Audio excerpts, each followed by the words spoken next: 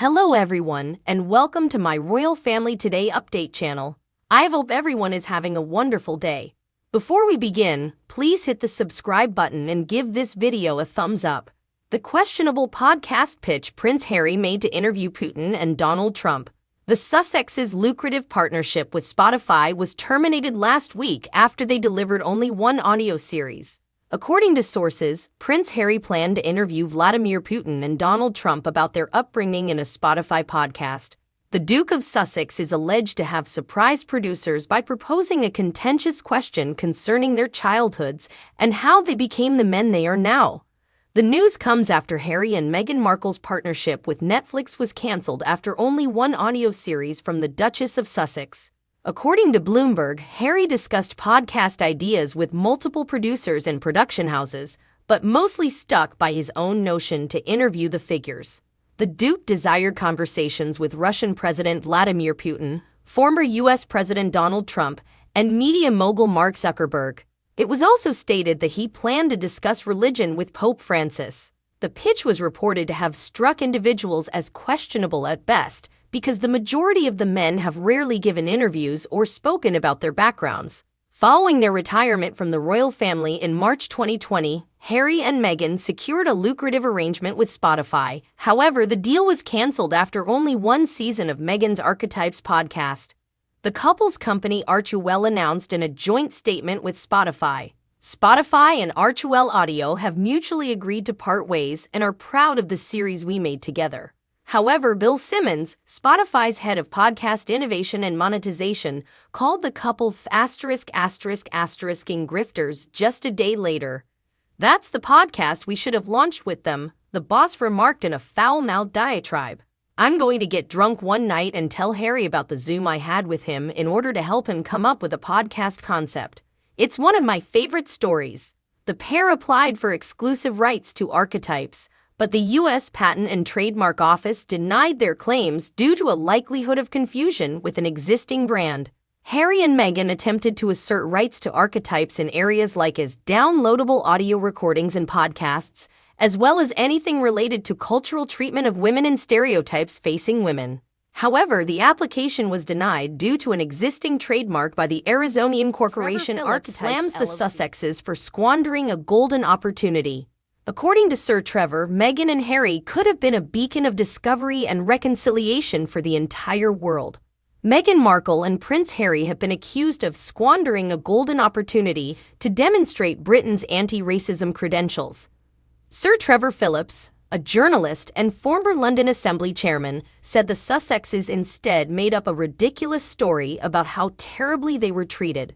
Sir Trevor remarked that British society had changed considerably in the 75 years since the Windrush brought the first immigrants from the Caribbean to the UK to start a new life. Referring to the couple's charges against the British royals, which led to their departure from Britain for California at the start of 2020, he continued, "They could have been a beacon of discovery and reconciliation, not just to the United Kingdom, but to the entire world.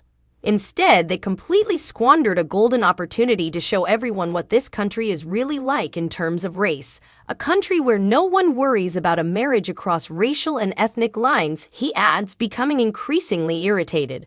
But they made up this completely ridiculous and unpleasant story about how badly they were treated, which frankly, no one believes. No one was concerned about Meghan's race. They had the opportunity to change the lives of millions of people, but they chose not to.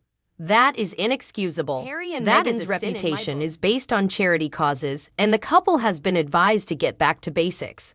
A public relations specialist has advised Meghan Markle and Prince Harry on how they can potentially see their popularity rise again. Meghan Markle and Prince Harry have been advised to return to their passion projects since their popularity depends on charitable causes.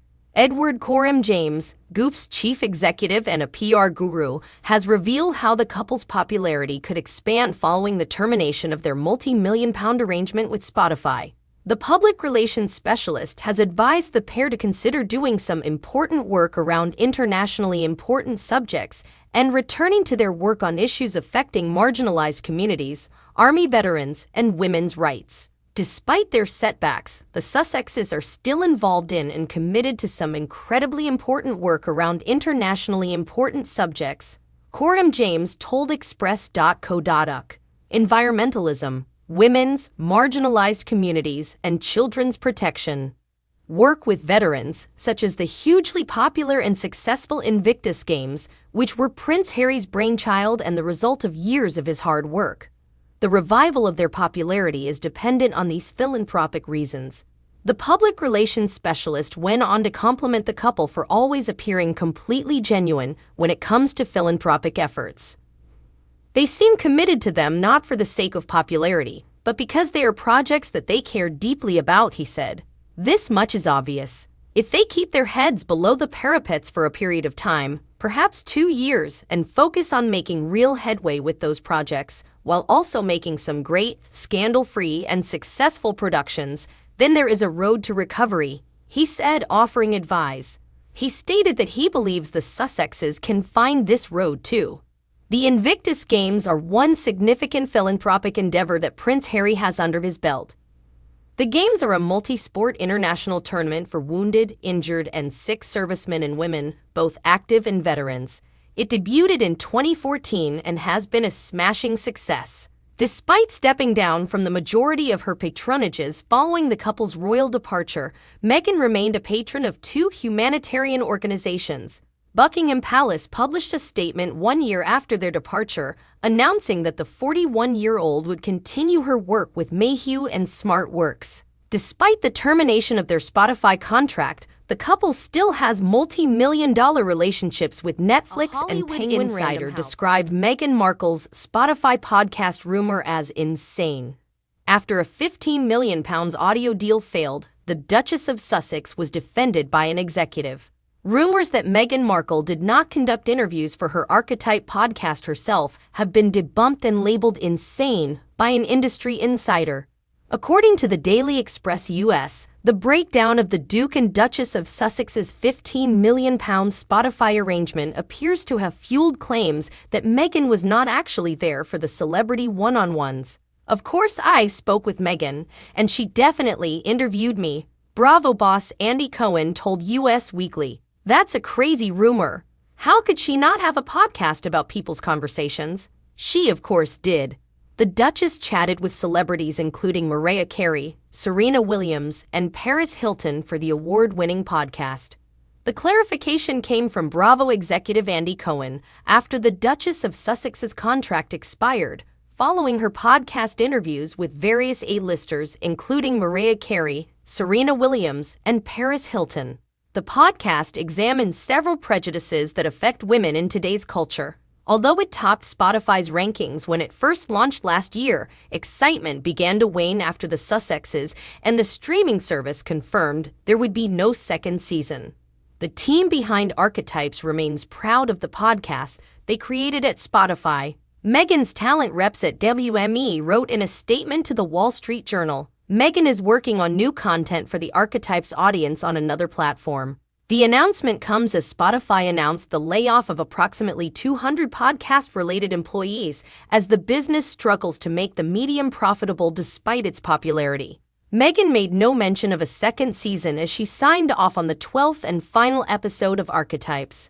However, there is suspicion that the Duchess is planning to relaunch her wellness and lifestyle blog, The Tid, to compete with Gwyneth Paltrow's own brand Goop. Thanks for watching. If you like this video, so please don't forget to subscribe my channel and don't miss any update.